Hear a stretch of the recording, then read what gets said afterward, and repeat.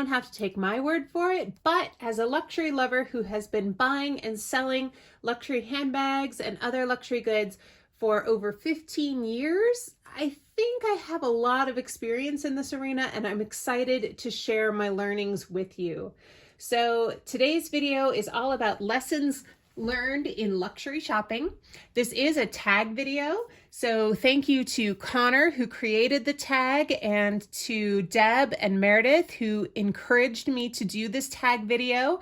I will be sure to link their channels down below, so please do check them out if you haven't yet. They are wonderful creators, and I love the community that we have here on YouTube to support one another. So I'm always happy to give shout outs to other fantastic creators who inspire me. So please do give their videos a look as well. As I was thinking of the top 5 lessons I've learned from luxury shopping, I decided to pick a couple of pieces out of my collection that help illustrate the points that I would like to make. So that's why you have some eye candy here in front of you, and I'll be kind of picking up and talking about these items to help illustrate my 5 learnings. So let's get into it. But first, if you are new, welcome. Here at Witting Chic, we recognize that no one wants to make an unwittingly bad luxury purchase. And so that's why I like to share all of my experience, learnings, tips and tricks on how you can make smart, fun, and functional luxury purchases for your real self, not just your fantasy self. Thank you so much to those of you who have subscribed. You really, really make my day. And if you haven't yet subscribed, I really encourage you to do so. It is free for you, but it means the world to me as I try to grow this little channel and grow our community here on YouTube. So I really appreciate the support. All right, the first lesson that I want to share with you is hopefully a no-brainer, but it's an important one, and it must be said. Don't go into debt. Use your money wisely, okay? Luxury purchases are expensive, and I started purchasing luxury back when I was in graduate school, and I did not have a whole lot of money. And I, as a result, needed to really budget and choose my purchases carefully, but I refused to go into debt and to take on a whole lot of credit card debt by purchasing luxury items. The first priorities were housing, food, transportation, paying my bills on time, and not, sinking my credit score just because I wanted to turn a look, right? Like, these things are luxury for a reason. They are beautiful additions to our lifestyle, but they are not the thing that's most important. So please, please, please do not go into debt. I have never gone into debt for any of my luxury purchases, and I never intend to start. So I am very blessed in that I have been able to have other ways of managing my money, and would love to do another video about that at another time. The second lesson that I've learned while luxury shopping is to embrace Preloved and educate yourself. So here I have a couple of books that I just have in my collection. I love books about fashion houses. I use them as decor, but I also read them. And just because I think they're interesting, it's a passion of mine to be able to know about fashion houses. And so, yeah, I really enjoy learning about the brands, about the heritage and the history. And the more that I look at pieces and the more that I know about the brands, the better I am able to authenticate pieces when I'm looking at them on the pre-loved market. So as I was looking back through my collection, this is actually one of my oldest pieces that I still have. And it's just a little agenda, a little Louis Vuitton agenda. And I did pick this up secondhand. And so, over the years, I've traded out the Louis Vuitton agenda pages for ones that were just aftermarket pages. But I still love this piece, and I did get it embossed. So my initials are on it. You can bring a Louis Vuitton piece into a Louis Vuitton boutique and they will hot stamp it for you. It doesn't have to be one that you purchased there or have a record of having purchased there. You can personalize things and make them your own, even if you did not purchase the item brand new. Just say that it was a gift and they will definitely provide hot stamping, for example, for free on your items. So, you know, I love this piece and it's held up fabulously over the years, just to have a little notebook in my bags to jot down to-do lists or keep ideas in. And so, you know, this is a great example of a piece that I brought pre-loved and has served me really well. And I love buying pre-loved. And I have another piece that I'll show as well. This is another pre-loved item that was a little bit of a Y2K moment, but again, just a really lucky find. I got this piece from Japan and won an auction that ended up purchasing this bag for just over $650 right before the pandemic. So I felt very, very lucky to have purchased this piece when I did. And I think that the multicolor Louis Vuitton monogram has been continuing to be popular and be a beautiful collection. So I'm very grateful to have this piece in my collection. I think it's fun. I think it's whimsical, and it always is a little bit of a statement piece whenever I do take her out. I don't mind that she has sort of a darker patina. To me, that is just part of the beauty and part of the story of having vintage pre-loved pieces. So don't be afraid to buy things pre-loved. And if you do, though, educate yourself. I was able to tell from the distribution of color on the bag, everything from the stitching to the hardware to the heat stamping, so many details about this bag in particular. For example, I was confident that I was making an authentic purchase, and I really did my homework.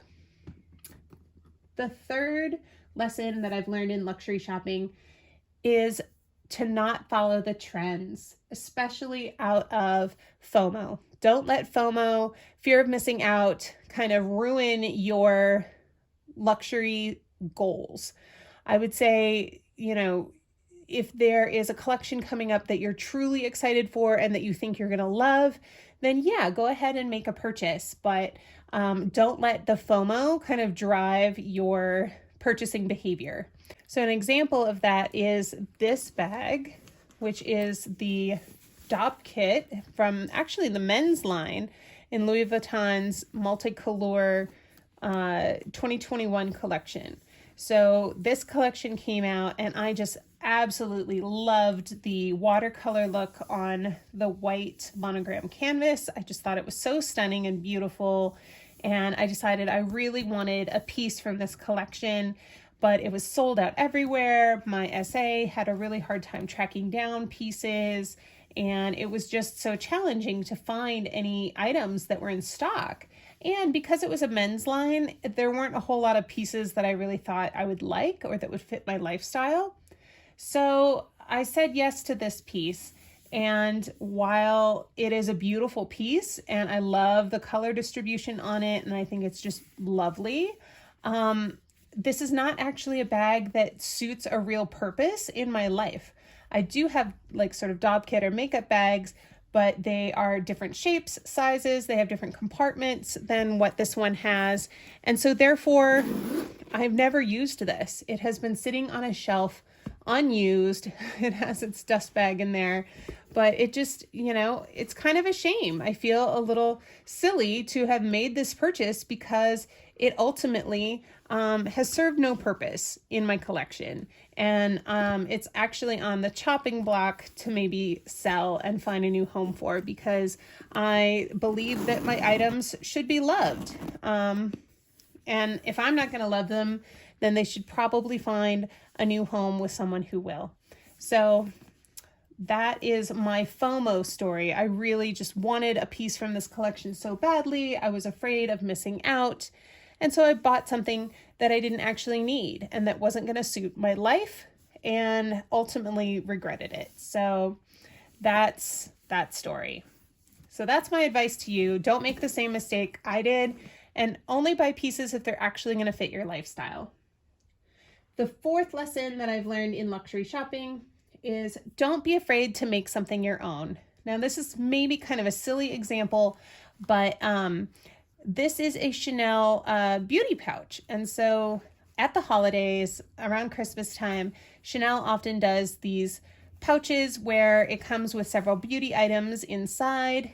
And a recent trend has been to modify the pouch to turn the pouch itself into a little bag. And so I added aftermarket D-rings onto the sides of this bag, and then a little gold chain. And these are just parts, cheap parts that I got on Amazon. It was really easy to install these, and it turned this little pouch, this little beauty pouch, into a quick little crossbody bag.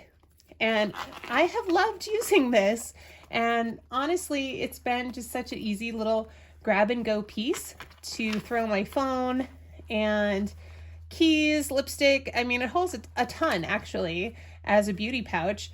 But if I know that I'm going out to a concert or going out to a bar or any place that might be smoky or where I might be in a crush of people, and if I don't want anything spilled on a bag, right? If I'm not going to take a whole lot of chances with bags that are out of my luxury collection, but it's very easy to just feel confident grabbing this, knowing that if something were to happen to it, I wouldn't be heartbroken. And it's just been lightweight, easy to use, and still kind of fashionable. I've really never had anybody look twice or think it was strange at all that I was using this as a bag. So I customized this piece, and it suits me and my lifestyle. In the past, I have dyed the vachetta on Louis Vuitton pieces that are vintage, and that's a major change. But if it's something that is going to suit your lifestyle and suit the age and history of the piece, then go for it. Don't be afraid to customize your bags and make them your own so that they really suit who you really are. And that brings me to my final point, which is shop for your real self, not your fantasy self. Easier said than done, I'm sure. But the example that I want to pull from this is my Picotin. This is a Picotin 22 in Clemence leather in a tube with gold hardware.